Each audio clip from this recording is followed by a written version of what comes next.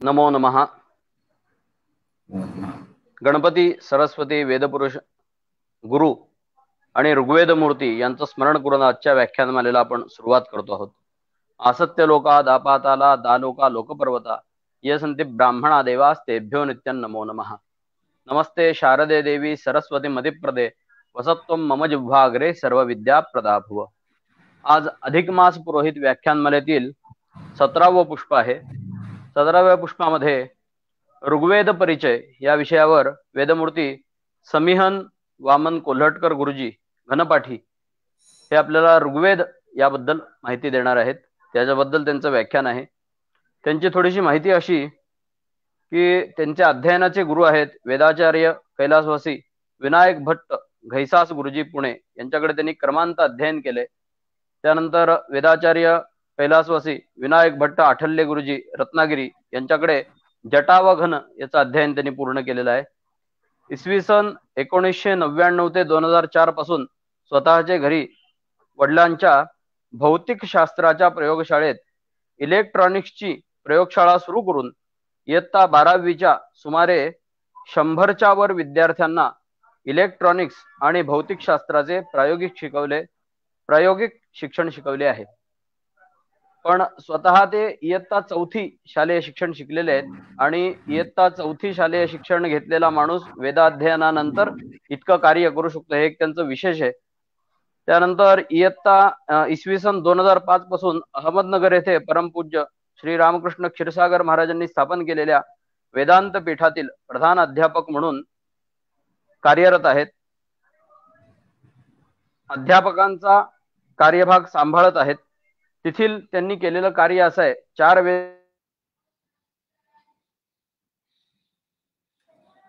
थोडं हे झालं 8 ते 70 विद्यार्थी तिथे शिक्षण घेत आहेत. 7 अध्यापक असलेली विद्यापीठाची घडी त्यांनी तिथे बसवलेली आहे. एक विद्यार्थी ऋग्वेद प्रातिशाख्यासह निवित कुपांतासह कंठस्थ सांग क्रमांत पारायण केलेला आहे त्यांच्या एका विद्यार्थ्यांनी. शतपथ ब्राह्मण म्हणजे शुक्ल यजुर्वेदामध्ये जे आहे शतपथ ब्राह्मण त्याचं अध्ययन त्यांनी 8 विद्यार्थ्यांना ते अध्ययन करण्यासाठी उद्युक्त करून त्यांचं अध्ययन चालू आहे. त्यानंतर अनेक विद्यार्थी त्यांनी घडवलेत. विद्यार्थ्यांना धर्म आणि शास्त्र केवळ वेद कळून उपयोग नाही तर धर्म शास्त्र पुराण श्रुती स्मृती यांची वचनं कळावीत यासाठी मनुस्मृती इत्यादी ग्रंथांचं त्यांनी विद्यार्थ्यांना समजेल अशा पद्धतीने सांगून त्या ग्रंथांचंही वाचन त्यांच्याकडनं करून घेतलेलं आहे. त्यांचे अनेक कार्य आहेत. अनेक विद्यार्थी आहेत वैदिक झालेले आहेत. काही विद्यार्थी याज्ञिक शिकलेत. काही विद्यार्थ्यांनी ज्योतिषाचा पण अध्ययन त्यांच्याकडे केलेलं आहे. विविध नियतकालिकांमधून वैदिक विषयासंदर्भात लिखाण प्रसिद्ध त्यांनी केलेलं आहे. वेद आणि वेदांग विषयावर विद्वत परिषदेत सहभाग निबंध वाचन असे अनेक त्यांचं खूप मोठं कार्य आहे. समिहन कोल्हटकर गुरुजी हे नाव ऐकल्यावर हात जोडावेत असंच व्यक्तिमत्व आहे. ऋग्वेद मूर्ती म्हणून त्यांना नमस्कार करतो आणि त्यांनी आपल्या व्याख्यानाला सुरुवात करावी अशी मी त्यांना विनंती करतो.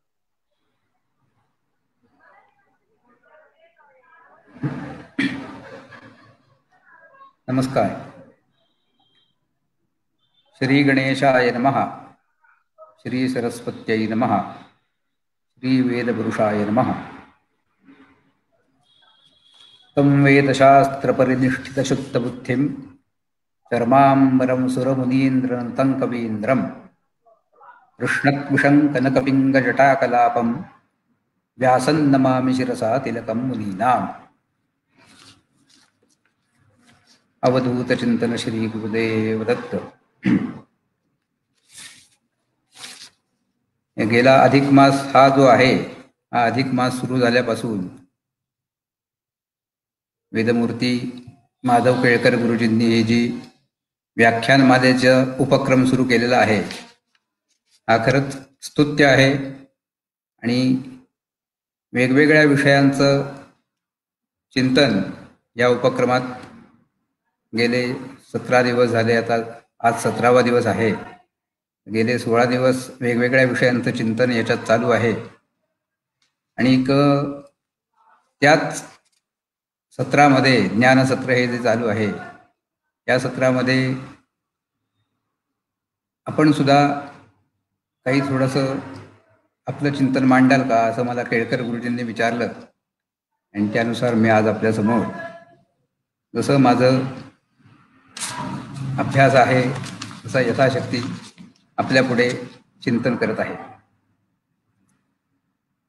तर म्हणजे केळकर गुरुजींशी माझं जेव्हा बोलणं झालं तेव्हा त्यांनी सांगितलं की आम्ही वेगवेगळे विषय याच्यामध्ये मांडण्याचा आणि पुरोहित वर्गाला उपयुक्त, आज जे आपले ब्राह्मण बंधू आहेत सगळे, त्या सगळ्यांना उपयुक्त असे विषय याच्यात आम्ही आणण्याचा प्रयत्न करतोय.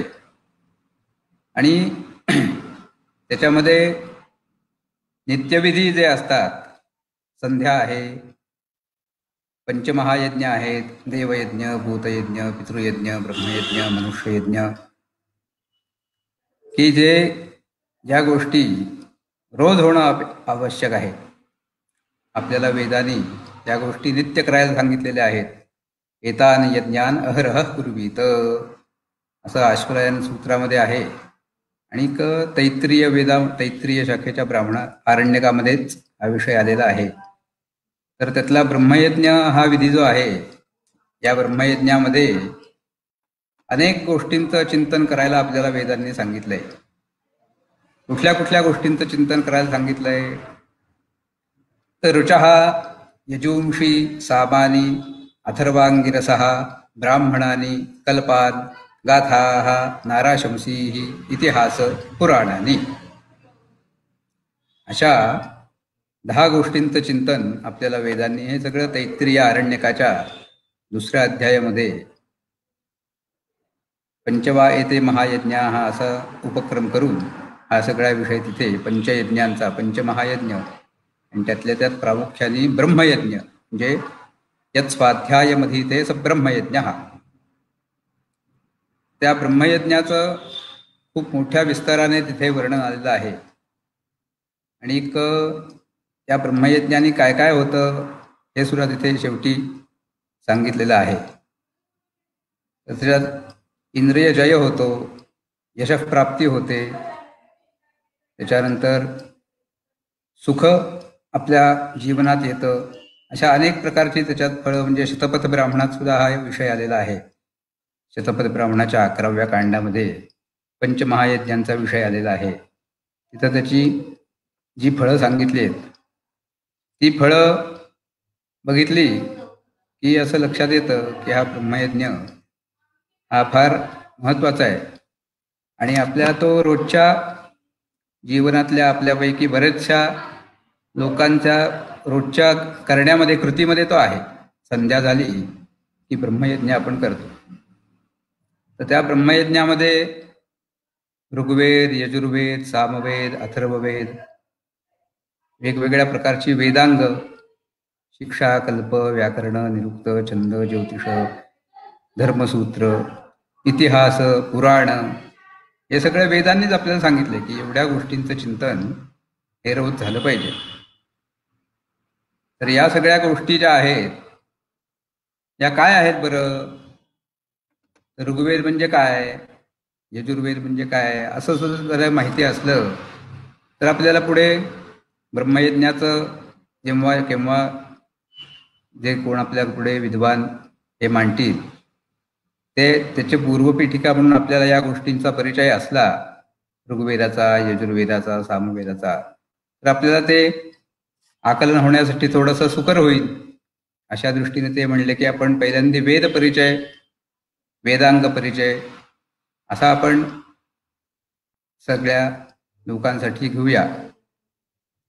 तर त्या अनुषंगाने आज पहिल्यांदा ऋग्वेदाचा परिचय, ऋग्वेद आणि त्याचे दशग्रंथ, आम्ही त्याला दशग्रंथ म्हणतो, की शिक्षा, कल्प, व्याकरण, निरुक्त, छंद आणि ज्योतिष, या सगळ्या 6 अंगांसकट वेदाध्ययन करावं अशी आपली जुनी परंपरा आहे. ब्राह्मणेन निष्कारणः धर्मः षडंगः वेदः अध्येयः ज्ञेयश्च, असं पतंजली मुनींनी आपल्या महाभाष्यामध्ये असा उल्लेख केलेला आहे की हे जे द्विजजाती आहोत आपण, या सगळ्या द्विजांनी स्वतःचं कर्तव्य म्हणून धर्म म्हणजे धर्म काय आहे त्याचं अध्ययन करावं, षडंग कुठली आहेत त्यांचं अध्ययन करावं, आणि वेदाचं अध्ययन करावं. आणि हे सगळं अध्ययन करून झालं की नुसतं अध्ययन करून थांबू नये, तर या सर्व गोष्टींचं प्रत्यही चिंतन करावं. असं आपल्याला धर्मशास्त्र वाचल्यावर हे कळतं की या गोष्टींचं प्रत्यही चिंतन करावं. कारण मनुस्मृती म्हणा, याज्ञवल्क्य स्मृती म्हणा, कुठलीही स्मृती घेतली की तुम्हाला त्याच्यात गृहस्थ प्रकरण जेव्हा काढतो आपण की गृहस्थाश्रमाचे आचार धर्म, त्याच्यात त्यांनी दिलेलं असतं की वेदार्थान अधिगच्छेच. वेदांचे अर्थ आपण जे आत्तापर्यंत शिकलेलो आहे, आपल्या बाल्यवयात आपण विद्याग्रहण कालामध्ये आपण जे 14 वर्ष वेदांचं संपूर्ण दशग्रंथासह अध्ययन केलं, तर त्याच्यात काय बरं आहे आणि त्याचा आपल्याला आपल्या स्वतःच्या कल्याणासाठी कसा उपयोग करून घेता येईल, अशा पद्धतीने या गोष्टींचं चिंतन व्हावं. आणि ते चिंतन त्याला काय असं ना वेदांनी दिलेलं आहे की तो स्वाध्याय हा रोज झाला पाहिजे आणि त्याच्यात या सगळ्या गोष्टी झाल्या पाहिजे. त्यामुळे धर्म, षडंग आणि वेद यांचं अध्ययन करावं. आणि अध्ययन करून नुसतंच अध्ययन करून थांबू नये, तर पुढचं आपलं सर्व आयुष्य रोज काही ना काही वेळ तरी 15 मिनिटं, अर्धा तास, 1 तास, यथाशक्ती जसा वेळ मिळेल, जसा वेळ आपल्याला देता येईल तसं आपण त्याचं चिंतन करावं, असं आपल्याला वेदांनी सांगितलंय. त्यामुळे त्यापैकी षडंग जे आहेत आणि वेद या 2 गोष्टींविषयी आज आपण इथे प्रामुख्यानं विचार मांडणार आहोत. तर षडंग म्हणजे कुठली, तर चरणव्यूह नामाचा जो ग्रंथ आहे की त्याच्यामध्ये सगळ्या वेदांच्या वेगवेगळ्या शाखा म्हणजे चरणव्यूहकार जे होते त्यांच्या समयी जेवढ्या शाखांचं माहिती उपलब्ध होती त्या सगळ्या शाखांचं त्यांनी त्या ग्रंथामध्ये नोंद करून ठेवलेली आहे, सूची करून ठेवलेली आहे. त्याच्यात त्यांनी असं म्हटलेलं आहे की शिक्षा कल्पो व्याकरणं निरुक्तं छंदो ज्योतिषमित्यंगाने भवन्ति. म्हणजे शिक्षा, कल्प, व्याकरण, निरुक्त, छंद आणि ज्योतिष अशी 6 वेदांग अशी सांगितलेली आहे.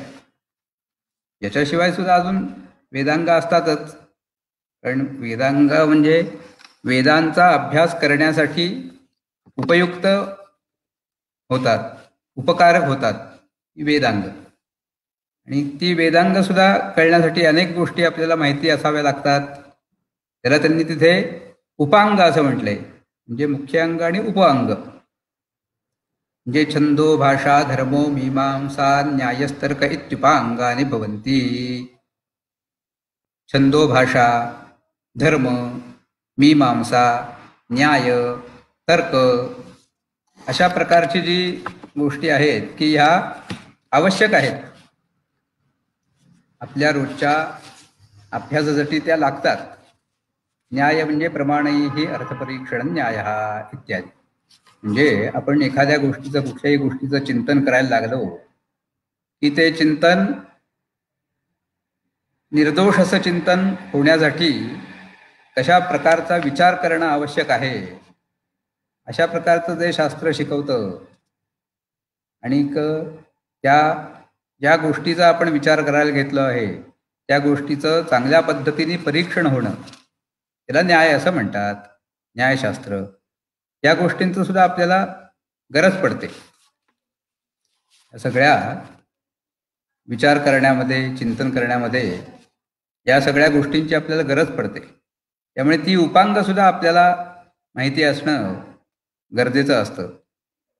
धर्म आहे, मीमांसा आहे, न्याय आहे, तर्क आहे, इत्युपांगाने भवंती.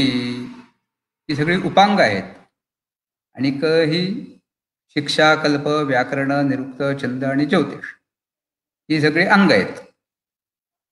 याच्या संबंधी पुढे आपल्याला शिक्षेचा विचार करतो तेव्हा त्याच्यात आलेलंच आहे की ही वेदांग म्हणजे वेद पुरुषाचे अवयवच आहेत अशी एक कल्पना केलेली आहे. तर आणि या सगळं अंग आणि उपांग याच्या सहित जर अध्ययन झालं एखाद्या व्यक्तीचं तर त्याला जो वेद त्यांनी म्हटला आहे, मंत्र ब्राह्मणात्मक वेद जो त्यांनी म्हटलेला आहे, तो वेद समजून घेण्यासाठी योग्य आणि पोषक असे विचार त्याचे तयार होतात. त्याची जी बुद्धी असते ती अशा पद्धतीने तयार होते की वेदाला नेमकं समाजाला किंवा आपल्या मनुष्य प्राण्यांना काय सांगायचं आहे ते आकलन योग्य पद्धतीने व्हावं म्हणून या सगळ्या वेदांगांची योजना आहे. तर ही जी आपण वेदांग आता म्हटली की शिक्षा, कल्प, व्याकरण, निरुक्त, छंद आणि ज्योतिष या 6 वेदांगांचं अध्ययन करण्याची आपली जुनी परंपरा आहे. आपली जी पारंपरिक वेदाध्ययनाची पद्धत आहे त्याच्यात दशग्रंथी ब्राह्मण म्हणून आपण जो शब्द ऐकतो त्या दशग्रंथी ब्राह्मणाला म्हणजे मूळ वेदाचे 3 ग्रंथ संहिता, ब्राह्मण आणि आरण्यक हे 3 ग्रंथ आहेत त्याला वेद म्हणतात. आणि हे आत्ता जे 6 सांगितले त्याला वेदांग म्हणतात. निघंटू असतो एक म्हणजे वैदिक शब्दकोश. असे 10 ग्रंथांचं अध्ययन जो करतो त्याला दशग्रंथी ब्राह्मण असं म्हटलं जातं. तर ह्या 6 अंगांमध्ये शिक्षा आणि कल्प म्हणजे वेदांचा विनियोग करण्याचं जिथे वर्णन केलेलं आहे, वेदांचा विनियोग कसा करावा हे वर्णन ज्याच्यात आलंय त्याला कल्पसूत्र म्हणतात. तर शिक्षा आणि कल्प ही 2 अंग जर आपण सोडली तर बाकीची अंग जे आहेत व्याकरण, निरुक्त, छंद आणि ज्योतिष ही 4ही वेदांग ही सगळ्या वेदशाख्यांना आहेत, एकाच ऋषींची आहेत. जे उदाहरणार्थ व्याकरण जे आहे ते पाणिनी ऋषींचं आज सर्वश्रुत आहे. पाणिनींचं व्याकरण, यास्काचार्यांनी केलेलं निरुक्त म्हणजे वेदांचं अर्थ सांगणारं शास्त्र त्याला निरुक्त असं नाव आहे. त्याचप्रमाणे पिंगलनागांचा छंद आणि लगदाचार्यांचं ज्योतिष हे जे 4 वेदांग आहेत ही सर्व वेदशाखीय लोक पठण करतात. फक्त शिक्षा आणि कल्प या 2 अंग ही प्रत्येक त्या शाखेला त्या शाखेची भिन्न भिन्न म्हणजे ऋग्वेदासाठी अश्वलायनांचं आहे किंवा शांखायनांचं, कृष्णयजुर्वेदासाठी आपस्तंभ आहे, बौधायन आहे, हिरण्यकेशी, असं वेगवेगळ्या शाखीय लोकांना वेगवेगळ्या शाखाचं कल्पसूत्र आहे. त्याचप्रमाणे ऋग्वेदासाठी शिक्षा वेगळी आहे, कृष्णयजुर्वेदासाठी वेगळी शिक्षा आहे, भारद्वाज शिक्षा आहे, व्यास शिक्षा आहे, त्याच्यानंतर शुक्लयजुर्वेदासाठी याज्ञवल्क्य शिक्षा आहे. अशा प्रत्येक वेदासाठी वेगवेगळे शिक्षा ग्रंथ आणि वेगवेगळे कल्पग्रंथ असे असतात.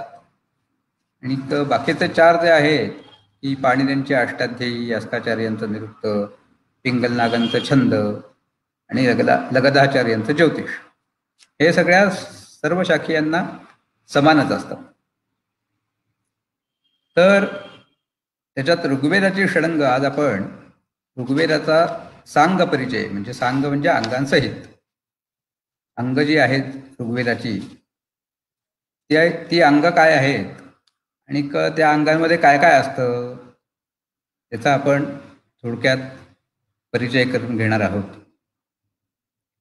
तर ऋग्वेदाची जी षडंग आहेत त्याच्यात शिक्षा ग्रंथ जे आहेत ते पाणिनीय शिक्षा आणि शौनक शिक्षा अशी ऋग्वेदासाठी शौनक शिक्षा पठण करण्याची परंपरा तशी नाही आहे कुठल्या वैदिकांमध्ये, पण शौनक शिक्षा म्हणून उपलब्ध आहे. शौनकाचार्यांचं ऋग्वेदासाठी खूप मोठं योगदान त्यांनी दिलेलं आहे.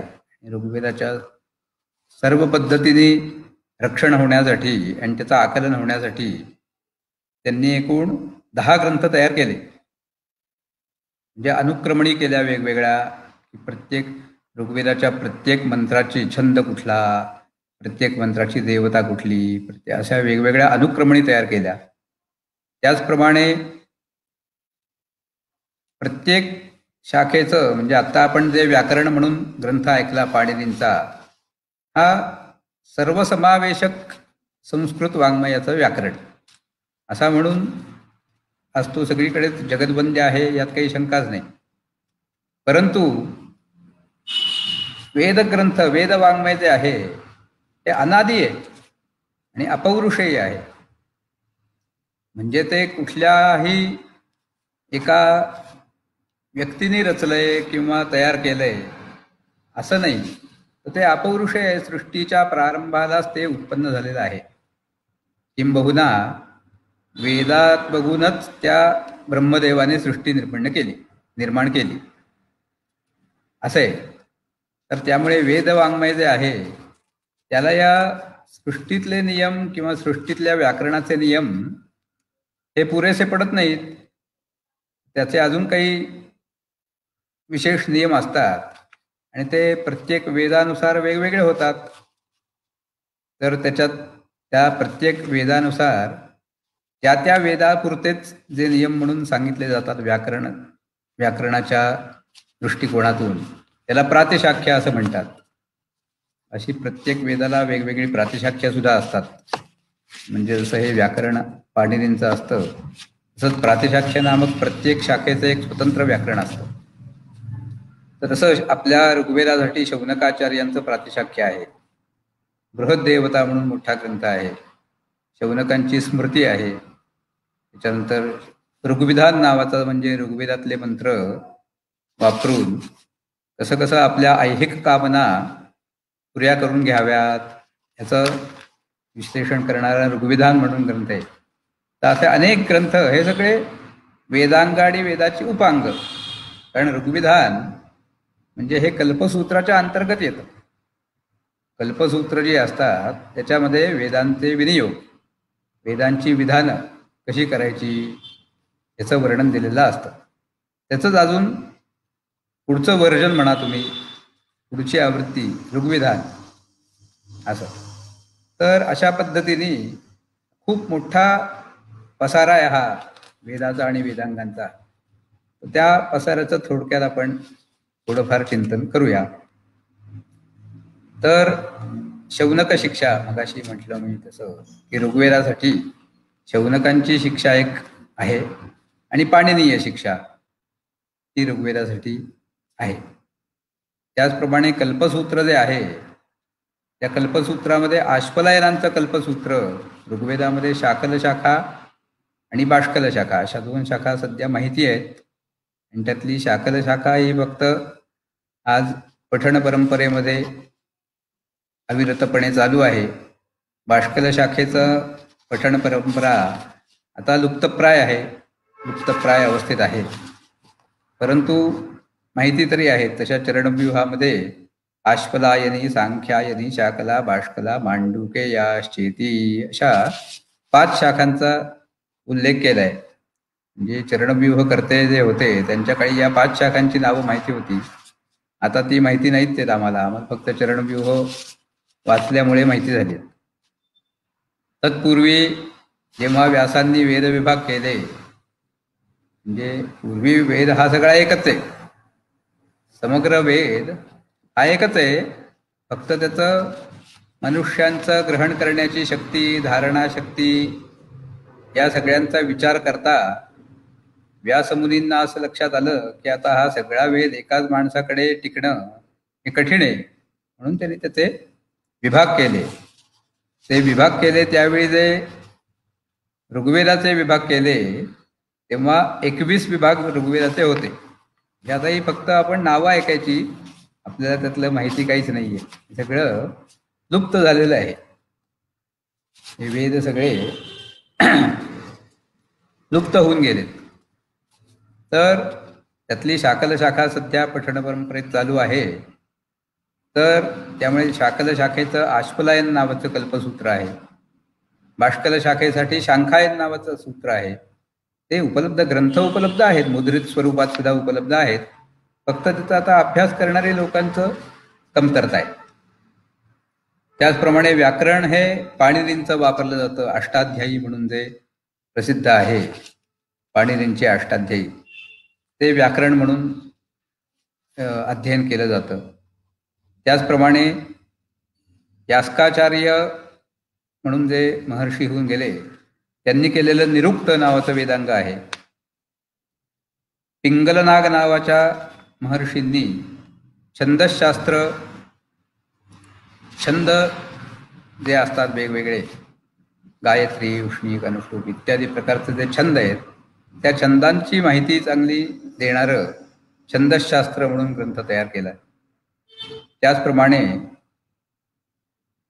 लगधाचार्यांनी ज्योतिष, वैदिक कर्म जे आहेत, पण वेदांची अनुष्ठानं जी केली जातात, त्या अनुष्ठानांसाठी योग्य काल कसे धरावेत ते खगोलांच्या परिभ्रमणानुसार ठरवून, सूर्य, चंद्र, पृथ्वी इत्यादींच्या परिभ्रमणावरनं तिथी, वार, नक्षत्र, योग, करण वगैरे ह्या ज्या गोष्टी होतात, दक्षिणायन आहे, उत्तरायण आहे, तर हे सगळं याची माहिती देऊन कोणत्या कालात कर्म केलं तर ते फलप्रद आहे आणि कोणत्या कालात करू नये अशी माहिती देणारं जे ज्योतिष नावाचं शास्त्र, म्हणजे त्याला गणित ज्योतिष किंवा खगोल ज्योतिष असं म्हणू आपण, फलत ज्योतिष नाही. वेदांगामध्ये खगोल, कारण मुहूर्तशास्त्राला जे उपयोगी पडेल ते वेदांगांमध्ये धरलं जातं. अशा प्रकारे ही 6 अंग वेदांची अभ्यास करून आणि वेद, संहिता, ब्राह्मण व आरण्यक असं वेद यांचा अभ्यास करण्याची परंपरा ऋग्वेद शाखेत तरी महाराष्ट्रात आहे आणि जवळजवळ सगळीकडे हळूहळू आहेच ती. तर यातला जो शिक्षा नावाचं वेदांग आहे, प्रत्येक वेदांग हे वेदासाठी उपकृत आहे, म्हणजे वेदाचा तुम्हाला यथायोग्य आकलन व्हावं त्यासाठी ते उपकृत ठरतं. आता वेद म्हणजे काय, तर प्रत्यक्षेणानुमित्या वा यस्तु उपायो न बुध्यते एनं विदन्ति वेदेन तस्माद् वेदस्य वेदता. जी गोष्ट आपल्याला प्रत्यक्ष होण्याचा कधी शक्यता नाही, म्हणजे उदाहरणार्थ अशी कल्पना करा की तुम्हाला एखादं अडचण आली, कोर्टामध्ये तुमचं बाजू सत्याची असली तरी तुम्हाला तिथे यश येत नाहीये आणि आता काय करायचं असा प्रश्न पडला.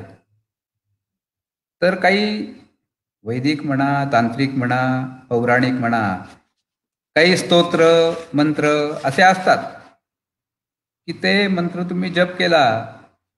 सगळ्यांना माहिती असलेली गोष्ट म्हणजे एखादी वस्तू हरवली, आपली सापडत नाहीये, 2 दिवस झाले मागे लागलोय पण पत्ताच लागत नाहीये.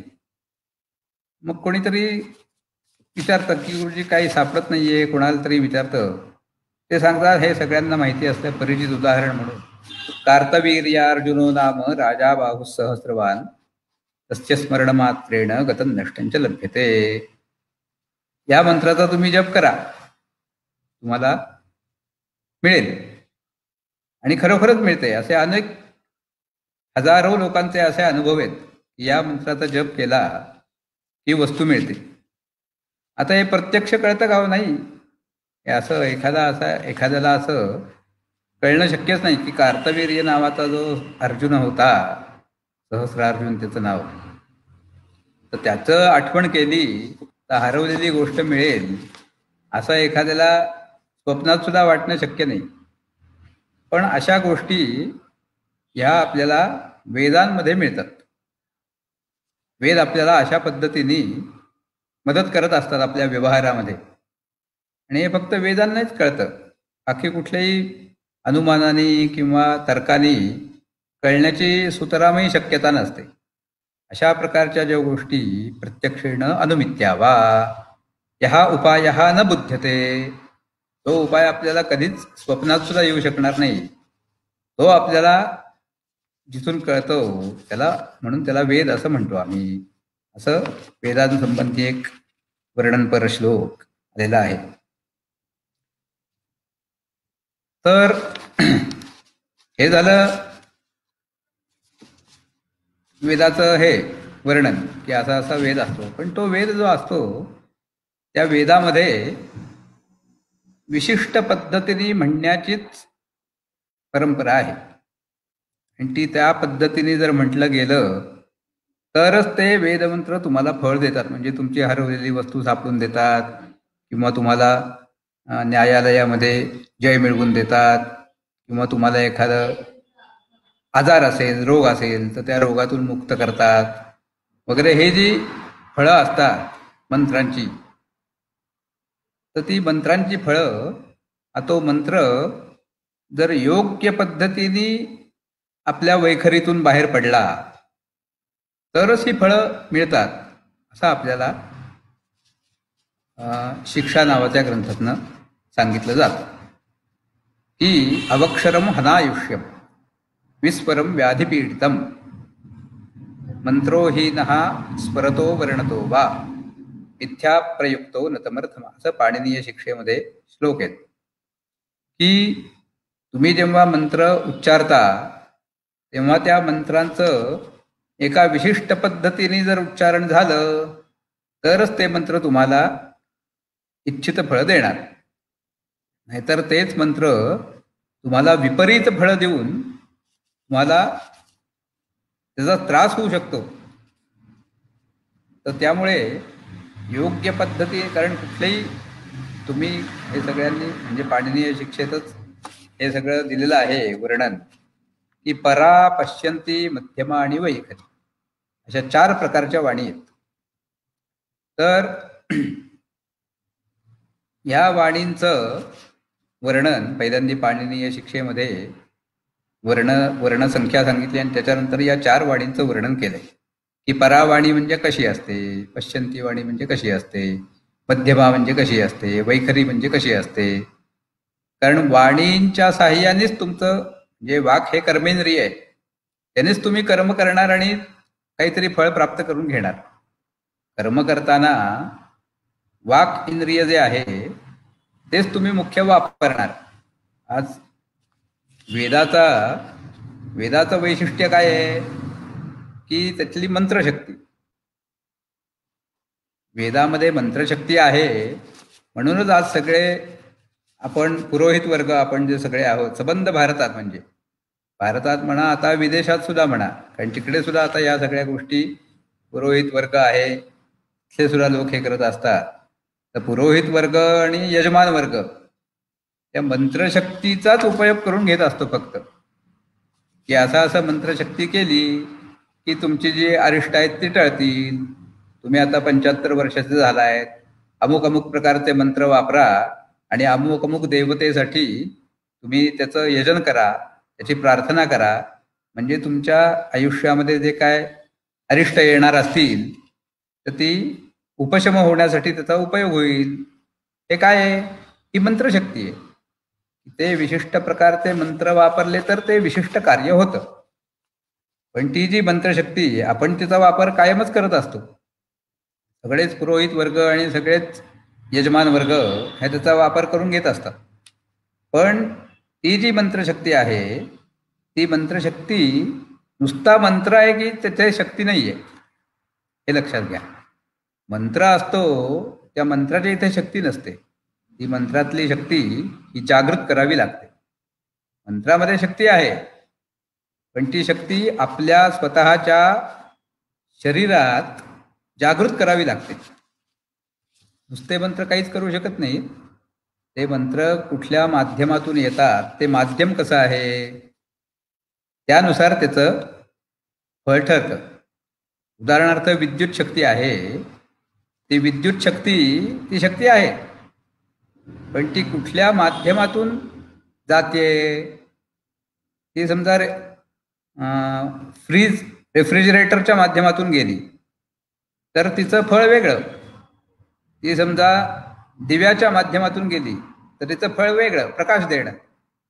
ती समजा पंख्याच्या माध्यमातून गेली तर तिचं फळ म्हणजे वारा देणं किंवा फिरणं, गरगर गरगर फिरणं. म्हणजे शक्ती जरी तीच असली तरी ती कशामधून अभिव्यक्त होते त्याच्यावर तिचं फळ अवलंबून असतं. तर ती कुठून अभिव्यक्त होते आणि कशा पद्धतीने अभिव्यक्त होते, असं दोन त्याच्यात परत भाग आहे. हा खूप मोठा विषय आहे, पण आपण थोडक्यात सांगायचं झालं तर एक म्हणजे अभिव्यक्त होताना कुठल्या माध्यमातून होते आणि कशा प्रकारे होते. ते कशा प्रकारे शक्ती अभिव्यक्त झाली तर तुम्हाला योग्य त्याचा उच्चार होऊन त्याचं फळ मिळेल, ह्याचं स्पष्टीकरण किंवा याच्याबद्दल मार्गदर्शन हे शिक्षा ग्रंथांमध्ये केलेलं असतं.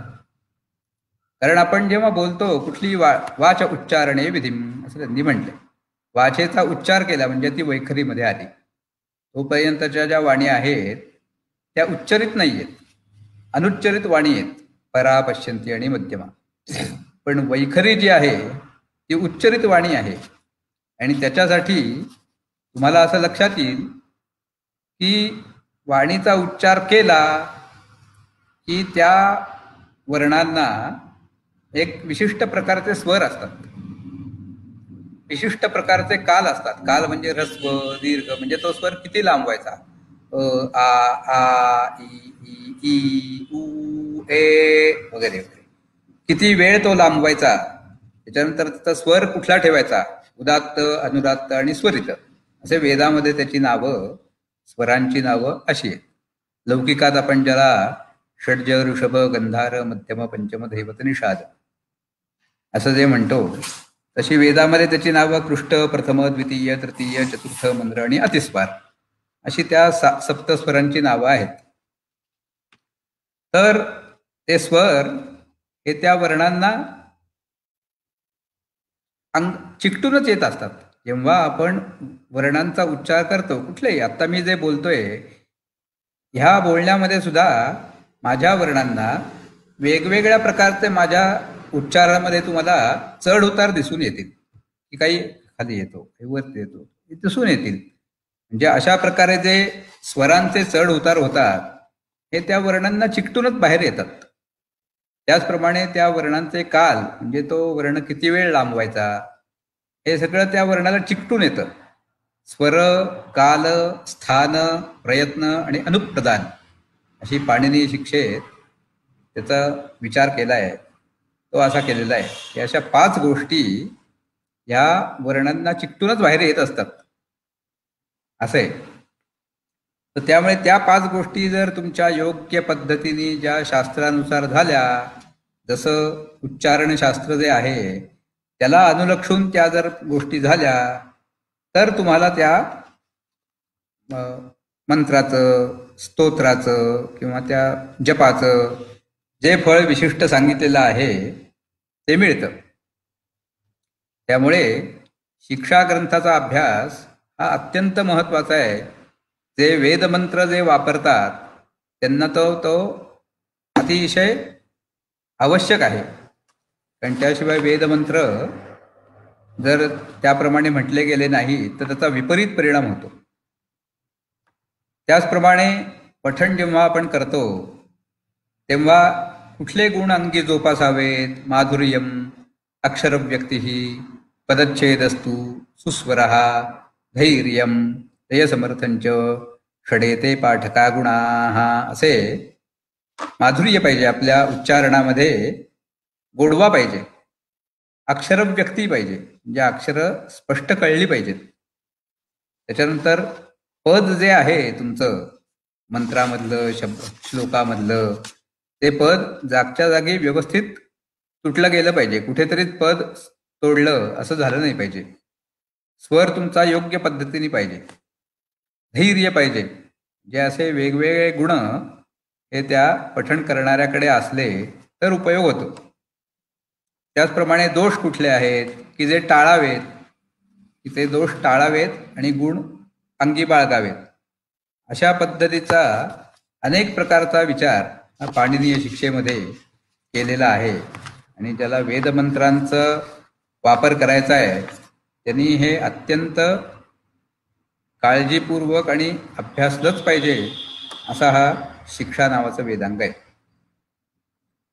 त्याचप्रमाणे कल्प नावाचं वेदांग जे आहे त्याच्यामध्ये वेदांचा वापर करून जी आपण वेगवेगळ्या प्रकारची नित्य, नैमित्तिक, काम्य अशी कर्म करतो ते त्या कर्मांमध्ये त्या त्या शाखेच्या लोकांनी, म्हणजे कोणी तैत्रीय शाखेचे असतील, कुणी मैत्रायणी शाखेचे असतील, कुणी माध्यंतीन शाखेचे असतील, असे त्या त्या शाखेच्या लोकांनी कशा पद्धतीने कर्म करावीत याचं प्रक्रिया, पहिल्यापासून प्रोसिजर आपण ज्याला म्हणतो की पहिल्यापासून काय काय करावं याचं अगदी साध्यंत वर्णन त्याच्यात केलेलं असतं. त्याला कल्पसूत्र असं म्हणतात. म्हणजे वेदातच असतं मूळ आणि त्या वेदांवरनंच या वेगवेगळ्या सूत्रकार महर्षी जे आहेत, आपस्तंभ आहेत, हिरण्यकेश आहेत, आश्वलायन आहेत, शाट्यायन आहेत, अनेक प्रकारचे त्या त्या वेदासाठी कल्पसूत्र रचणारे अनेक महर्षी आहेत. ही जी कल्पसूत्र असतात श्रौतसूत्र आणि विभाग मुख्य आहेत. तर या विभागांमध्ये ऋग्वेदामध्ये मगाशी म्हटलं तसं शाकल आणि बाष्कल शाखेंना, शाकल शाखेसाठी आश्वलायनांचं सूत्र आहे आणि बाष्कल शाखेसाठी शांखायनांचं सूत्र आहे. आणि त्याच्यामध्ये कल्पसूत्रांमध्ये जे विषय असतात ते म्हणजे नित्यविधी, मगाशी म्हटल्याप्रमाणे संध्या आहे, ब्रह्मयज्ञ आहे. आश्वलायन सूत्रात सुद्धा हे विषय आलेले आहेत. त्याच्यानंतर उत्सर्जन आणि उपाकर्म, म्हणजे वेदाध्ययन करताना त्याच्या प्रारंभी एक संस्कार करावा लागतो. कुठलं उपनयन झालं आणि वेदाध्ययन सुरू केलं असं करता येत नाही. तर उपनयन झाल्यानंतर एक विशिष्ट संस्कार करावा लागतो. परत उपनयन हा संस्कार आहे वेदग्रहण अधिकार सिद्ध्यर्थम, म्हणजे वेदाचं ग्रहण करण्यासाठी योग्यता प्राप्त व्हावी.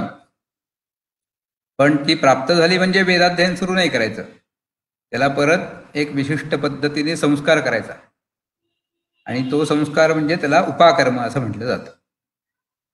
आणि तो संस्कार करून मग वेदाच्या अध्ययनाला प्रारंभ करावा, म्हणजे मग त्याच्यात या तया मता निराश होतो. या तया मता म्हणजे त्या वेदांमध्ये जे शिळेपणा उत्पन्न होऊ नये, त्याचं नेहमी सत्व चांगलं टिकून राहावं म्हणून तो संस्कार असतो. तर अशा प्रकारचं हे गृह्य सूत्रामध्ये 16 संस्कार आपण ज्याला म्हणतो हे 16 संस्कार, त्याच्यानंतर नित्यविधी, संध्या, ब्रह्मयज्ञ, उत्सर्जन, उपाकर्म, वार्षिक जे संस्कार असतात त्याला सप्तपाक संस्था असं म्हटलं जातं. म्हणजे जर अग्निग्रहण केलं तर त्या अग्नीवरती पाकसंस्था नावाच्या, पाकयज्ञ नावाचे 7 प्रकारचे यज्ञ करायचे असतात. त्याच्यानंतर आश्वलायन गृह्य सूत्रामध्ये और्ध्वदेहिक विधी, म्हणजे मनुष्याचा मरणोत्तर कुठला काय काय विधी करावा म्हणजे तो चांगल्या गतीला जातो तो विधी, असं विविध प्रकारचे विषय या आश्वलायन गृह्य सूत्रात आलेले आहेत. आणि त्याचप्रमाणे श्रौत सूत्रामध्ये अग्निहोत्री मनुष्याने करण्याची कर्म, म्हणजे जो अग्निमान असतो त्यांनी आधान घेऊन एकच अग्नी पहिल्यांदा विवाह झाल्यानंतर विवाहाग्नी जो असतो त्याचं कायम संरक्षण करून त्याची उपासना करायची असं आपल्याला वेदांनी सांगितलेलं आहे. तर त्याचप्रमाणे त्याच अग्नीचं 3 अग्नींमध्ये पर्यवसान करून आधान नावाचा एक विधी करून 3 अग्नींमध्ये पर्यवसान केलं की त्याला आहित अग्नी अशी संज्ञा प्राप्त होते. म्हणजे अग्निहोत्री असा शब्द आपण जो ऐकतो नेहमी तो. तर त्या अग्निहोत्र्याने करायची कर्म किंवा जर प्रतिपदेला इष्टी दर्श पूर्णमास इष्टी दर्श इष्टी आणि पूर्णमास इष्टी, त्याच्यानंतर 7 प्रकारच्या हवीर यज्ञ, त्याला हवीर यज्ञ म्हणतात. 7 प्रकारचे पाकयज्ञ, 7 प्रकारचे हवीर यज्ञ आणि 7 प्रकारचे सोमयज्ञ असे एकूण 21 प्रकारचे यज्ञांची या कल्पसूत्रामध्ये सविस्तर माहिती दिलेली असते. ते आश्वलायन कल्पसूत्र जे आहे म्हणजे श्रौतसूत्र, आश्वलायनांचं ते श्रौतसूत्र असे आहे. त्यांनी या हवीर यज्ञ जे आहेत, दर्श पूर्णमास, चातुर्मास्य, निरूढ पशुबंध असे वेगवेगळे यज्ञ असतात, काम्यष्टी असतात. तर त्या यज्ञांमध्ये 4ही प्रकारचे वेदांचा वापर करावा लागतो. त्यातल्या ऋग्वेदाचा वापर करणारा असतो त्याला होता असं नाव आहे त्या ऋत्विजाला. यजुर्वेदाचा वापर करतो तो अध्वर्यू, सामवेदाचा वापर करतो तो उद्गाता आणि अथर्ववेदाचा वापर करतो तो ब्रह्मा. असे 4 ऋत्विज या यज्ञांमध्ये असतात. त्यातलं होता नावाचा जो ऋत्विज असतो त्यांनी कशा पद्धतीने कर्म करावी या सगळ्याचं सविस्तर विवेचन आश्वलायन ऋषींनी आपल्या श्रौतसूत्रामध्ये हौत्र कर्माचं अगदी सांगोपांग वर्णन, अगदी सहस्र संवत्सर सत्र वगैरे जे असतात त्याच्यात सुद्धा माहितीचं हौत्र कर्म कसं असावं त्याच्याविषयी भरपूर विचार मांडलेला आहे. त्याचप्रमाणे वेदांमध्ये मी मगाशी म्हटलं तसे वेद हे अनादी असल्यामुळे वेदभाषा ही खूप जुनी भाषा आहे. मग त्या एवढ्या जुन्या भाषेची जर अर्थ लावायचा झाला तर त्याची व्याकरणदृष्ट्या त्या शब्दांची सिद्धी रूपसिद्धी झाली तर ते योग्य पद्धतीने अर्थ समाजापुढे येतील. आणि जे वेदाला वेदपुरुषाला जे अर्थ खरे अपेक्षित आहेत ते अर्थ सांगितले जातील. म्हणून या अर्थांची प्रकटन व्हावं समोर म्हणून पाणिनी ऋषींनी त्यांना शंकरांकडून ही 14 सूत्र मिळाली. म्हणजे वर्णमाला रूपानी अ इ उण ऋदुक ए ओ म ऐ औ च इत्यादी 14 सूत्र त्यांना शंकरांकडून प्राप्त झाली त्यांच्या तपश्चर्येनंतर. आणि ती वर्णमाला आहे सगळी संस्कृतची. तर त्या वर्णमालेचा त्यांनी अशा ती वर्णमाला प्राप्त झाल्या त्यांच्या तपश्चर्येच्या फळामुळे त्यांना त्याच्यातून जवळजवळ 4000 सूत्र अशी समोर स्फुरण व्हायला लागली. आणि ती 8 अध्यायात त्यांनी ती 4000 सूत्र विभागली आणि त्या सगळ्या संस्कृत वाङ्मयाचं व्याकरण त्यांनी ग्रथित केलंय. म्हणजे जो ईश्वरोक्त अर्थ आहे, ईश्वराला जो अभिप्रेत अर्थ आहे त्या वेदांचा, वेदमंत्रांचा, तो अर्थ करण्यासाठी या शब्दांची आपण रूपसिद्धी कशी करावी यासाठी त्यांना ती सूत्रजी स्फुरण झाली. ती पाणिनीय अष्टाध्यायी म्हणून आज सगळ्या जगात आज संस्कृत व्याकरण म्हणून अभ्यासलं जातं. भारतातच नव्हे तर सगळ्या जगात आज त्याचा संस्कृतच्या व्याकरणाचा साठी अभ्यास केला जातो. असं ते व्याकरण नावाचा ग्रंथ जो आहे तो वेदांगांमध्ये धरला जातो. त्याच्यानंतर निरुक्त म्हणजे काय तर वेदमंत्रांचा अर्थ कसा करावा वेदांनीच सांगितलेलं असतं. आता आपल्या सगळ्या बरेचसे आपल्याकडे पुरोहित वर्ग असतील त्यांना काही येणाऱ्या गोष्टी साधारण येणारी काढून मला जे वाटलं तसे मी उदीरतामवर उत्परास इति पित्र्या शंसती. उदीरतामवर उत्परास उन्मत्यमा पितर सौम्यास हा मंत्र आहे. ऋग्वेदामध्ये उदीरतामवर उत्परास उन्मत्यमा पितर सौम्यासा असूय इयुर प्रकारो दज्ञास्तेनो बंधु पितरो हवेषु असा मंत्र आहे. आता या मंत्राचं वेदांनीच व्याख्यान केलेलं आहे. वेदच याचं व्याख्यान करतात. जे वेदाचे जे दोन भाग आहेत, एक म्हणजे मंत्र आणि एक म्हणजे ब्राह्मण, असे वेदाचे दोन भाग आहेत. त्यातल्या ब्राह्मण भागामध्ये उदीरदामवर उत्परास इति पित्र्या शमसती असं येतं. उन्मध्यमाः पितरः सौम्यास इति ये चैवा वमा ये च परमा ये च मध्यमाः तान् सर्वानंतरायं प्रीणाती. हे आपल्या सगळ्यांना बहुतेक म्हणजे 80% लोकांना हे जर हे ऐकणारे सगळे पुरोहित असले, त्यातले जेवढे पुरोहित असतील त्यातल्या 80% लोकांना हे वाक्य मी म्हणतोय ती येत असतील. किंवा तंतून तन्मन रजसो बानवन विहिती प्राजापत्यां शंसती प्रजा वै तंतुः प्रजामेवास्मा एतत् संतनोती. ज्योतिष्मतः पथो म्हणजे मूळ मंत्र काय आहे? तंतुन तन्मन रजसो बानवन विहित ज्योतिष्मतः पथो रक्षति याकृतान अनुल्बणं व यत जोगो वामको मनुर्भवजन यादै व्यंजनम असा मंत्र आहे संहितेमध्ये. त्या मंत्राचंच वेदच व्याख्यान करतात की तंतून तन्मन रजसो बानवन विहि असा पहिला पाद घेतला. पाद म्हणजे चरण. आणि मग त्याचं प्रजा वै तंतुः प्रजामेवास्मा एतत् संतनोती. मग ज्योतिष्मतः पथो रक्षति याकृतानिती दुसरं चरण घेतलं की ते देवया नावै ज्योतिष्मंतः पंथानः त्याचं व्याख्यान केलं. म्हणजे त्याच्यात त्यांना काय त्या मंत्राचं काय म्हणायचंय त्या मंत्राला असं ते वेदच सांगत असतात.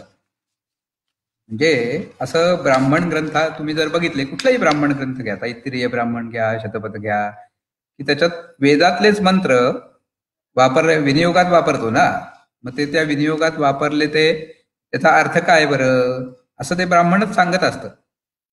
म्हणजे वेदांचं व्याख्यान करण्याची पद्धत काय ते वेदच आपल्याला दिग्दर्शन करत असतात. आणि ते जे दिग्दर्शन आहे ते दिग्दर्शन कसं बरं असतं? वेद जे दिग्दर्शन करतात ते कसं आहे, त्याचं स्वरूप काय आहे? याचं जर एखाद्याला आपल्या स्वतःच्या तपाच्या योगाने, सदाचरणाच्या योगाने जर ती अटकळ एखाद्याला समजली तर ती अटकळ समजून तो वेदाच्या त्यांनी जी म्हणजे यज्ञामध्ये लागणारे मंत्र ते आपल्याला व्याख्यान करून देतात. पण त्याचाच आधार घेऊन आपल्याला कुठल्याही मंत्राचा असा अर्थ आपल्याला एखादा करता येईल का?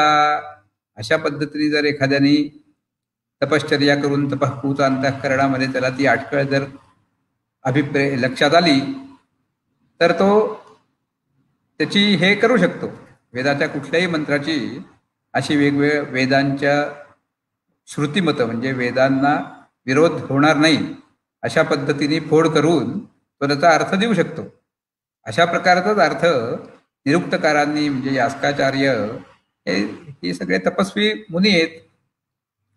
तर म्हणजे ती अटकळ त्यांना जर निष्कल्मष राहून जर तप केलं तर त्याच्या साह्याने त्यांना ती वेदशब्दांची निरुक्ती म्हणजे व्युत्पत्ती देऊन त्याचा विभाग करून सांगणे, फोड करून सांगणे त्या शब्दाची, असं जे शास्त्र आहे त्याला निरुक्त असं म्हटलं जातं. ते यास्काचार्य नावाचे जे महर्षी होऊन गेले त्यांचं निरुक्त नावाचं जे वेदांचा अर्थ सांगणारं ग्रंथ आहे तो आपण आमच्या वेदाध्ययनाच्या परंपरेत असतो. त्याचप्रमाणे ततो वा अष्टाक्षरा गायत्री अभवत एकादशाक्षरा त्रिष्टुप द्वादशाक्षरा जगती अशी वेदांमध्ये छंदांची माहिती असते. सा गायत्री गर्भमदत्ता सा अनुष्टुपमसृजता म्हणजे अनुष्टुप छंद हा गायत्रीच्याच पासून उत्पन्न झाला.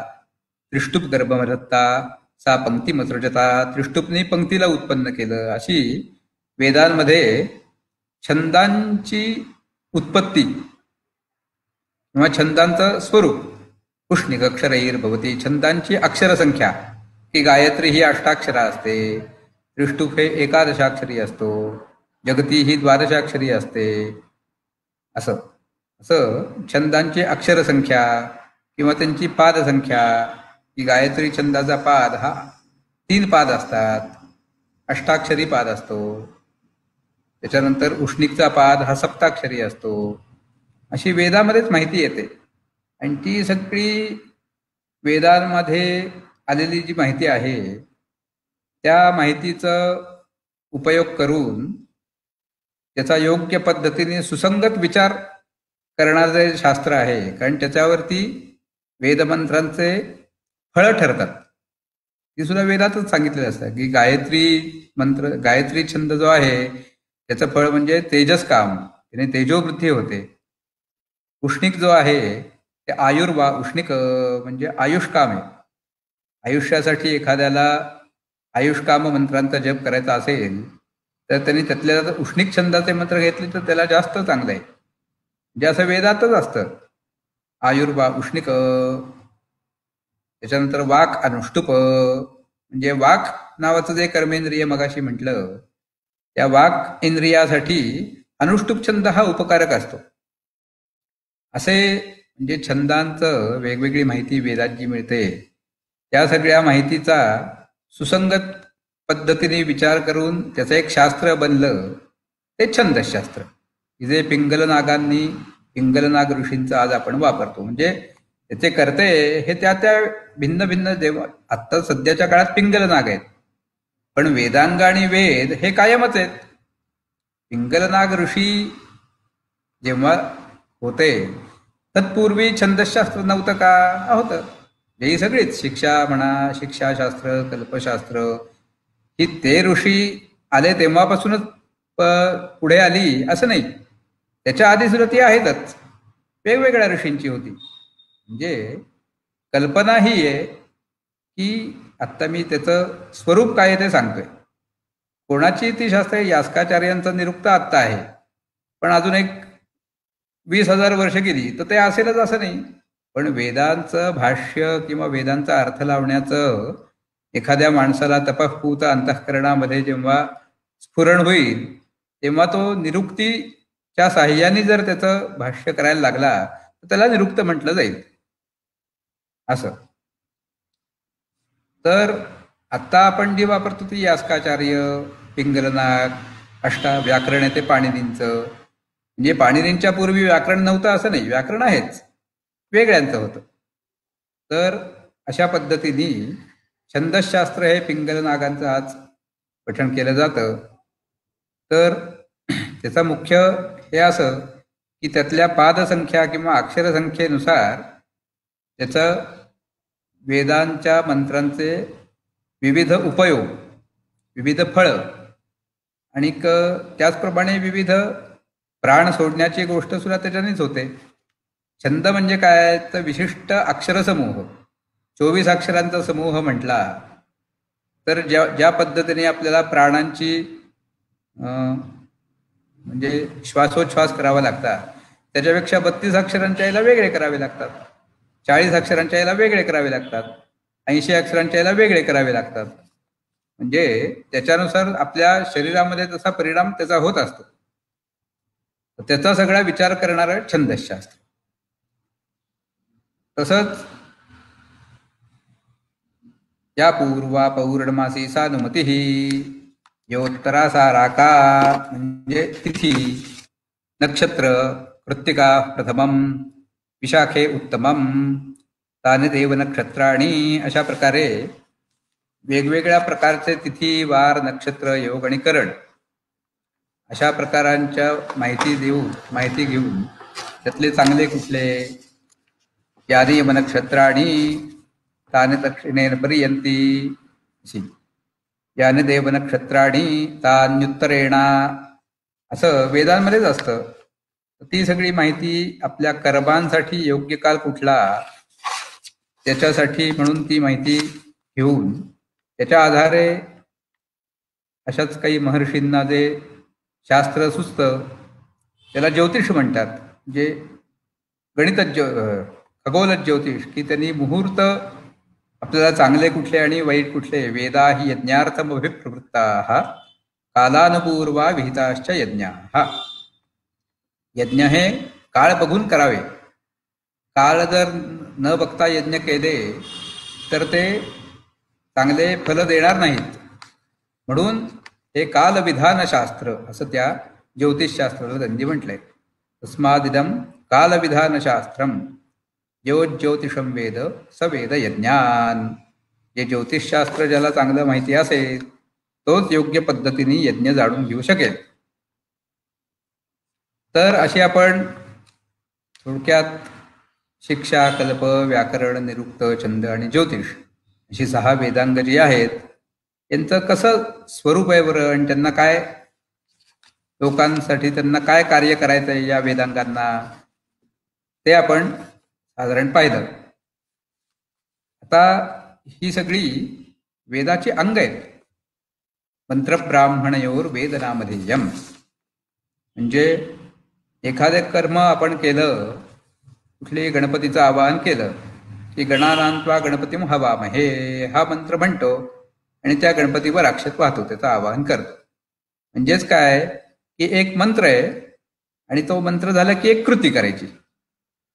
कुठली तरी आपण आकलशेषु धावते पवित्रे परिष्ठते उक्तैर्यज्ञेषु वर्धते असा मंत्र म्हणतो आणि मंत्र म्हणून एक कलश ठेवतो तिथे. म्हणजे मंत्र म्हणतो आणि कृती करतो. आपोहिष्ठाम यो भुवस्थान ऊर्जे दधातना महेरणा य चक्षसे असं म्हणतो आणि पाणी शिंपडून स्वतःची शुद्धी करतो किंवा स्थलशुद्धी करतो, जे काय असेल ते. तर असे जे मंत्र आहे, म्हणजे कर्म करताना जे काय म्हटलं जातं त्याला मंत्र म्हणतात. आणि कर्म करताना अमुक अमुक कर्म करा, अमुक अमुक मंत्र म्हणताना अमुक अमुक कर्म करा, अशा प्रकारची जी वाक्य असतात त्याला ब्राह्मण असं म्हटलं जातं. म्हणजे विनियोग सांगणारी वाक्य, ही ती वाक्य विनियोग सांगतात. विनियोग जे सांगतात त्या वाक्यांना ब्राह्मण भाग म्हणतात. आणि विनियोग करताना जे काय म्हणायचं असतं त्याला मंत्र म्हणतात. असं दोन्ही मिळून जे वाङ्मय आहे त्याला वेद असं म्हटलं जातं. आणि या वेदामध्ये मंत्र भाग जो आहे त्याला संहिता असं म्हटलं जातं आणि विनियोग भाग ज्याच्यात वर्णन केलेला आहे त्याला ब्राह्मण आणि आरण्यक असं म्हटलं जातं. तर असं संहिता, ब्राह्मण आणि आरण्यक अशा 3 प्रकारचे ग्रंथ मिळून वेद म्हणतात, त्याला वेद असं म्हणतात. तर या वेदामध्ये अनेक गोष्टी असतात. या सगळ्या गोष्टी त्याचा अभ्यास करायचा म्हणजे त्याला खूप गोष्टींचं आधी चिंतन, मगाशी मी म्हटल्याप्रमाणे नित्यविधीमध्ये ब्रह्मयज्ञ जो आहे, सुरुवातीला मी अशी सुरुवात केली होती की ब्रह्मयज्ञामध्ये आपल्याला, कारण आपलं मुख्य काम काय आहे की वेदाध्ययन केलं, पण ते वेदाध्ययन केल्यानंतर आपण काय बरं केलं, इतके 12 वर्ष आपण गुरुजवळ गेलो आणि तिथे अनेक प्रकारचे ग्रंथ शिकलो आणि पाठ केले, पण आता त्याचं पुढे काय करायचं. पुढे त्याचं अभिप्रेत असं आहे की ज्ञेयश्च, ते समजून घ्यावं. आणि समजून घेण्यासाठी रोज तुम्हाला स्वाध्याय करणं, हे म्हणजे स्वाध्याय हा झालाच पाहिजे. स्वाध्याय करणं हे अपरिहार्य आहे. त्यामुळे त्या स्वाध्यायामध्ये तुम्हाला हे वेदांचा वापर करावा लागतो. मग ते कुठलीही गोष्ट समजून घेतली की एकच पुस्तक वाचलं की ती समजते असं नाही. अनेक वेगवेगळ्या प्रकारची पुस्तकं तुम्हाला वाचावी लागतात, तर ती गोष्ट समजते. अनेक विषय तुम्हाला जर माहिती असले, कुठल्याही मंत्राचा एखाद्या अर्थ पाहिजे असला तर यास्काचार्य आपल्या तेव्हा वेदार्थाचं निरुक्त नावाचा ग्रंथ सांगतात. त्याच्यात ते काय सांगतात की पारोवर्य वित्सुतु खलु वेदितृषु भूयो विद्या प्रशस्यो भवती. एखादी गोष्ट तुम्हाला समजून घ्यायची असली तर तुम्हाला अनेक प्रकारच्या विद्या, वेगवेगळ्या प्रकारच्या विद्या जर माहिती असल्या, म्हणजे ज्योतिषशास्त्र सुद्धा माहिती आहे, विनियोगशास्त्र सुद्धा माहिती आहे, गणित सुद्धा माहिती आहे, भूमिती सुद्धा माहिती आहे, असं अनेक प्रकारचं जर माहिती असलं तर तुम्हाला त्याच्यात वेगवेगळ्या दृष्टिकोनातून आत्ता समोर जी गोष्ट आहे तिचा विचार करता येतो. कुठल्याही गोष्टीचा विचार करताना वेगवेगळ्या दृष्टिकोनातून विचार करून काय बरं त्याच्यातनं आपल्याला मिळतं असं माणूस करत असतो. आणि त्याच्यात ते करताना तो त्याला जेवढ्या गोष्टी माहिती आहेत त्याच्यातच ते सगळं बसवायला जातो. असे तर त्यामुळे त्याला जी गोष्ट माहिती आहे त्या माहिती असणाऱ्या गोष्टी खूप असाव्यात अशी वेदांची अपेक्षा आहे.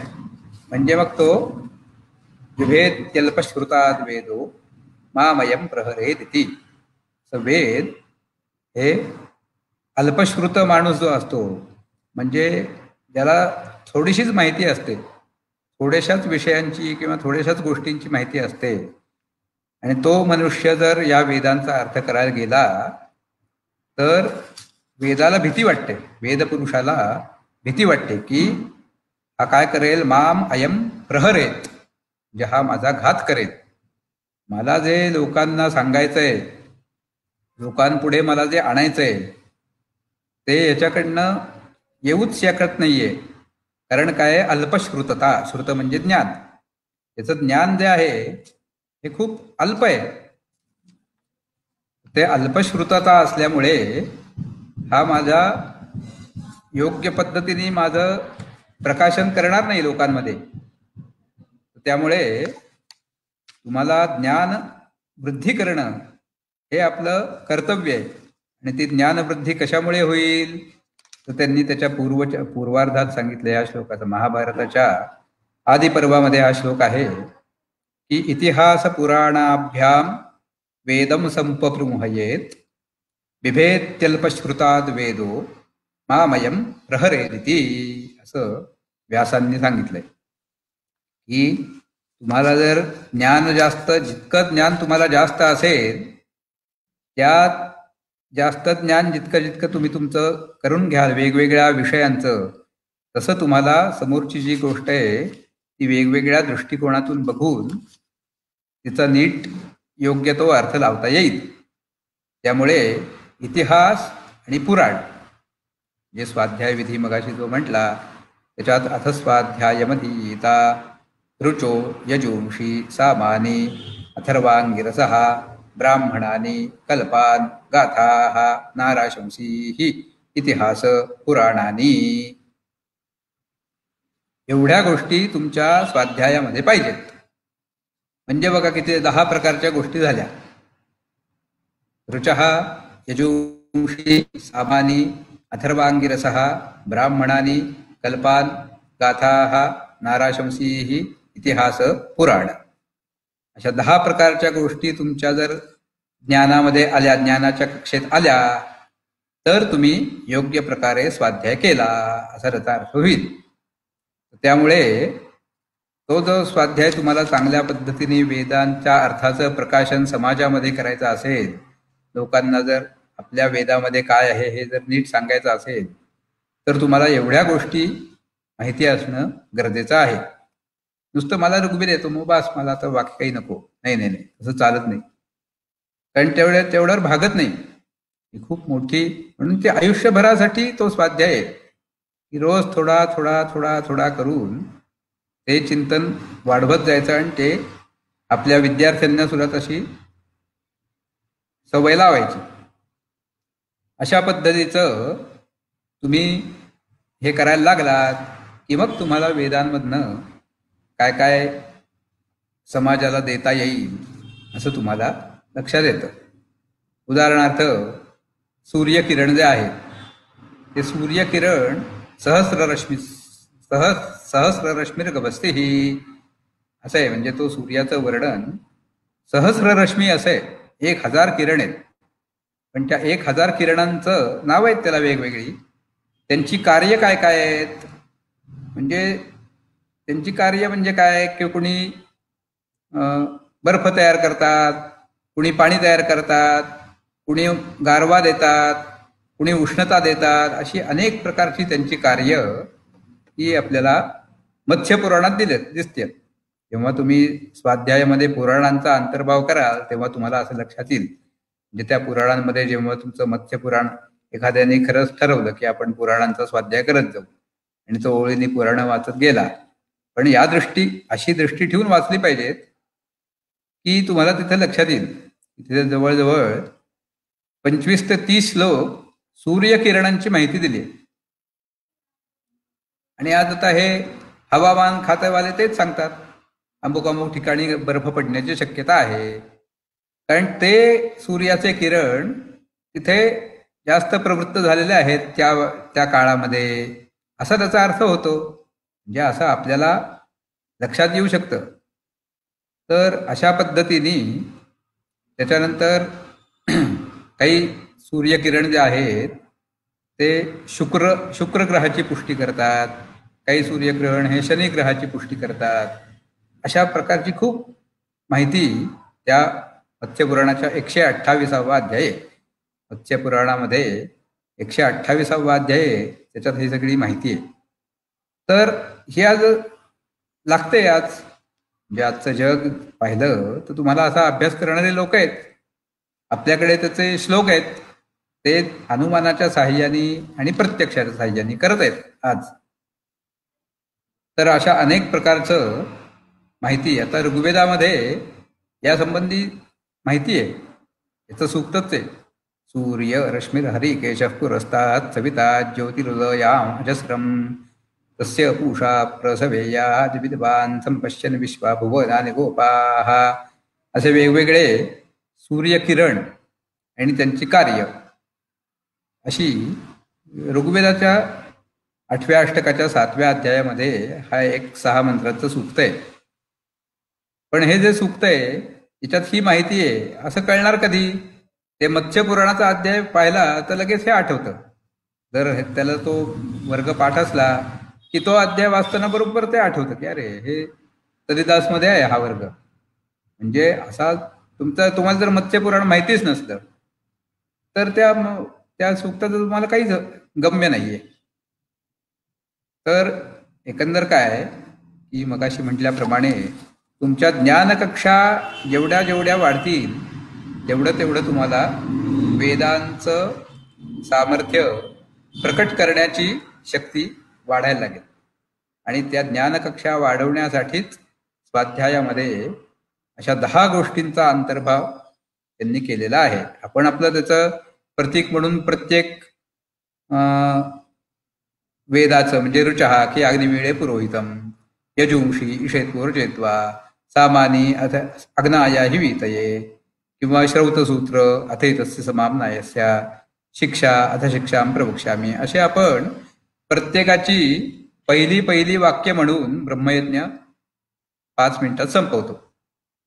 पण खरं अभिप्रेत जे आहे ते वेदांना जे अभिप्रेत आहे ते खूप वेगळे. ते 5 मिनिटाचं काम नाहीये, ते रोज 5 तास असं आयुष्यभर असं काम आहे. म्हणजे खरं तुम्ही त्याच्यात शिरलात की तुम्हाला कळेल. तर ऋग्वेदाच्या बाबतीत आपण जर पाहिलं तर ऋग्वेदाच्या मध्ये म्हणजे साधारणपणे वेद म्हटले, ऋग्वेद असो, यजुर्वेद असो, सामवेद असो, बऱ्याच गोष्टी सगळीकडे वेगवेगळ्या प्रमाणात थोड्याफार फरकाने सारख्या असतात, पण काही वेगवेगळ्या सुद्धा गोष्टी असतात. तसं ऋग्वेदामध्ये अक्षरछंदांची उत्पत्ती, जे मगाशी मी म्हटलं की गायत्री, उष्णी, अनुष्टुप हे कसे तयार झाले, त्यांची गुण काय आहेत, त्याच्या छंदांचे वेगवेगळ्या प्रकारात छंद कसे बघावे असं ऋग्वेदाने एक दृष्टी दिली. तंबई तेजसैव पुरस्तात, गायत्री जी होती ती त्या प्रजापतीला जेव्हा अभिव्यक्त त्याच्यासमोर झाली तेव्हा ती तेजोरूपाने गायत्री दिसली, छंदोरूपाने गायत्री दिसली आणि अक्षररूपाने गायत्री दिसली, असं ऐतरेय ब्राह्मणात वर्णन आहे. तंबई तेजसैव पुरस्तात पर्यभवत छंदोभिर्मध्यतः अक्षरैरुपरिष्टात, असं 3 प्रकाराने त्याला गायत्रीचं साक्षात्कार झाला. म्हणजे असं आपल्याला वेद आपल्याला असं नजर देत असतात वेगवेगळ्या प्रकारची, की कसा विचार करावा वेगवेगळ्या पद्धतीने. म्हणजे छंद म्हणजे नुसती अक्षर असतात असं नाही. छंद म्हणून एक छंद असतो, अक्षर म्हणून एक छंद असतो आणि तेज म्हणून एक असतं. असं छंदांचं वेगवेगळ्या पातळीवरती अनुभव घेता येतो. त्याचप्रमाणे त्रिनाभिचक्रमचर मनरवम, आपल्याला माहिती आहे हे वाक्य, सगळ्यांनाच म्हणजे पुरोहित वर्गाला सगळ्यांचा ओळखीचं वाक्य. त्रिनाभिचक्रमचर मनरवम कोददर्श प्रथमं जायमानं अस्थनवन्तं यद नस्था बिभरती, हे आपल्या सगळ्या पुरोहितांना परिचयाचं वाक्य आहे. की प्रथमंजायमानम, पहिलं जे उत्पत्ती झाली, कोणाला माहितीये, कुणी बघितली? ही जी उत्पत्ती आहे अस्थनवंतम, म्हणजे तो अस्थनवंत आहे. उत्पत्ती सगळी अस्थनवंत म्हणजे काय? अस्थिमान, म्हणजे अशी घनरूप. घनरूप आहे. आता ही पृथ्वी धरली आपण, ही पृथ्वी घनरूप आहे, चांगली खडकरूप आहे. पण ती पृथ्वी आपल्याला सगळ्यांना माहिती आहे की ही पृथ्वी आहे कुठे? तर ही अंतराळामध्ये अशी तरंगते, अंतराळामध्ये अशी फिरते. कुठे फिरते? तर सूर्याच्या भोवती. कशी फिरते हो? आपण काय कुत्र्याला दोरी बांधून फिरवतो तसं तिला कोण फिरवतंय दोरी बांधून? मग दोरी जर असली तर आहे कुठे ती दोरी? असे प्रश्न वेदांमध्ये येतात. म्हणजे ते दिग्दर्शन करतात की असं आहे की अस्थनवंतमय, पण अनस्था त्याला बिभरती, धरून ठेवतो. अनस्था म्हणजे जो अनस्थिमान आहे, जो घनरूप नाहीये, पण तरी सुद्धा ती पृथ्वी अशी धरलेली आहे. ती त्याच्या ताब्यातून सुटत नाही. सूर्याच्या ताब्यातून पृथ्वी सुटून गेली आणि कुठेतरी जाऊन आदळली असं होत नाही. ती सूर्याच्याच कक्षेमध्ये फिरत राहते. म्हणजे जणू काही सूर्याने अशी धरूनच ठेवली. एखादी आपण शेळी धरून ठेवावी की तू जास्तीत जास्त जाईल कुठे? की त्या दोरीची लांबी आहे तेवढीच जाईल, त्याच्या पलीकडे ती जाऊ शकणार नाही. तिथं तिला गोल असं फिरावं लागेल. तर अस्थनवंतम त्यात अनस्था बिभरती, अनस्थ जो आहे तो त्याला धरून ठेवतो अस्थनवानाला. अशी गंमत कशी आहे? मग त्याचा अभ्यास करून आपल्याला असं म्हणता येतं की ती आकर्षण शक्ती आहे. एक शक्ती अशी आहे की ती दिसत नाही, गुरुत्वाकर्षण नावाची शक्ती आहे, ती धरून ठेवते. प्रत्येक ग्रहाला ती अशी धरून ठेवते. सूर्य त्यांना धरून ठेवतो असं. त्याच्यानंतर सभा एषण कदाचन निम्दौचती, म्हणजे असे खगोलशास्त्राविषयीचे सुद्धा विचार ऋग्वेदामध्ये आपल्याला मिळतात. जे ऋग्वेदात काय वैशिष्ट्य आहे असं थोडंसं मी काढले की जे इतर ठिकाणी दिसत नाही, इतर वेदांमध्ये नाही दिसणार, पण इथे आहे. बाकी बऱ्याच साम्य गोष्टी असतातच. असं म्हणजे खगोलाविषयी सुद्धा अभ्यास करण्यासाठी विचार ऋग्वेदामध्ये दिलेले आहेत. त्याचप्रमाणे मुखात वाक वाचोग्निही, नासिकाभ्याम प्राणात वायू, म्हणजे सृष्टीची उत्पत्ती त्या विराट पुरुषापासून कशी झाली त्याचं सुद्धा वर्णन ऐतरेय आरण्यकात केलेलं आहे. त्याचप्रमाणे नाना श्रांताय श्रीरस्ती, म्हणजे जो कष्ट करतो त्याला संपत्ती आहे, तो कष्ट करणार नाही त्याला संपत्ती नाही. अशा प्रकारची व्यावहारिक वाक्य की जी आपल्याला लागतात नेहमी. यदैवानुष्ठ्या चक्षुषा प्रजानात तथ प्रजानाती, असा इतरेय ब्राह्मणात एक वाक्य आहे. यदैव अनुष्ठ्या, यदा एव अनुष्ठ्या चक्षुषा प्रजानाती, म्हणजे प्रत्यक्ष अनुष्ठान म्हणजे तसं करणं. अनुष्ठान म्हणजे कृती करणं. कृती करून त्या कृतीरूप डोळ्याने त्याला जे दिसतं ते खरं दिसतं. म्हणजे थोडक्यात बोलायचं तर आपण आज त्याला म्हणतो की अनुभवाने माणूसशाण, अनुभव प्रत्यक्ष घेतला की अनुभवातनं जे आपल्याला दिसतं ते खरं दिसतं. बाकी इतरांनी कुणीही सांगितलं किंवा किती वाचलं पुस्तकामध्ये तरी त्याचं काय, प्रत्यक्ष जेव्हा आपण स्वतः ते आपल्या अनुष्ठानात येतं आणि आपल्याला त्याच्यातनं जो बोध होतो तो खरा बोध असतो. यदा एव अनुष्ठ्या चक्षुषा प्रजानाती अथ प्रजानाती, मग तो खरा जाणून घेतो.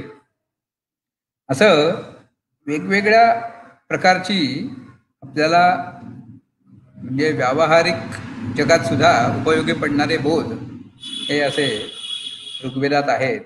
असं खूप प्रकारचं म्हणजे सांगण्यासारखं भरपूर आहे, पण त्याला आता विषय इतका मोठा आहे की तो सांगायला भरपूर दिवस लागतील. पण आपण थोडक्यात परिचय असा करून घेतला की आज की ऋग्वेदाचं स्वरूप काय, म्हणजे इतर वेदांमध्ये सुद्धा आणि ऋग्वेदामध्ये कॉमन गोष्टी असतात, काही सारख्या गोष्टी असतात, पण त्यातल्या त्यात वेगळ्या आहेत बऱ्याच अजून. पण त्यातल्या त्यात वेगळ्या कुठल्या गोष्टी आहेत ऋग्वेदामध्ये ते आपण थोडंसं आता शेवटच्या भागात बघितलं. आणि वेदांगांची स्वरूप कसं असतं आणि ते आपण आज इथं पाहिलं. अशा पद्धतीने केळकर गुरुजींनी मला ही जबाबदारी दिली होती की ऋग्वेदाचं दशग्रंथासहित ऋग्वेदाचा परिचय तुम्ही थोडक्यात करून द्या. त्याप्रमाणे मी आज आपल्यासमोर यथाशक्ती यथामती माझ्या अभ्यासानुसार आपल्यापुढे माझे विचार काही ठेवले. तर या व्याख्यानमालेच्या निमित्ताने माझा आपल्याशी संपर्क झाला त्याबद्दल आनंद वाटला. आणि असंच ही व्याख्यानमाला चांगली चालली आहे. त्यात बरेच श्रेष्ठ विद्वान व्यक्तींची आत्तापर्यंत झाली व्याख्यानं मी सुद्धा त्यातली ऐकली. तर हा उपक्रम चांगला स्तुत्य आहे. या उपक्रमाला शुभेच्छा देतो आणि माझं आजचं हे व्याख्यान थांबवतो. अवधूत चिंतन श्री दत्त. नमो नमः. धन्यवाद कोल्हटकर गुरुजी. आज आपल्याला कोल्हटकर गुरुजींनी ऋग्वेद परिचय या विषयातील अत्यंत सुंदर माहिती दिलेली आहे. श्री गणेशाय नमः पासून सुरुवात केली आणि एतान यज्ञान हरह कुर्वीत म्हणजे पंचमहायज्ञ याच्याबद्दल विचार सुरू करून त्यामध्ये ब्रह्मयज्ञ विशेष घेऊन विचार मांडायला सुरुवात केली. ब्राह्मणेन निष्कारणेन षडांग वेदोद्धेतव्यो ज्ञेयश्च या मताप्रमाणे पातंजल सूत्राचा विचार सांगितला. पुराण वाचन करावं, धर्म षडंग वेद यांचा स्वाध्याय करावा, नित्य करावा. चरण विवाहामध्ये वेद परिचय दिलेला आहे. 4 वेदांचा विचार, त्यानंतर शिक्षा, कल्प, व्याकरण, निरुक्त, छंद, ज्योतिष ही षडंग वेदाची आहेत. उपांग, धर्म, न्याय, मीमांसा, त्यानंतर संहिता, ब्राह्मण, अरण्यक, निघंटू असे मिळून उपांग सोडून संहिता, ब्राह्मण, अरण्य, निघंटू असे 10 ग्रंथ होतात. व्याकरण पाणिनीय याचा विचार त्यांनी वेद म्हणण्यासाठी कसा उपयुक्त आहे ते सांगितलं.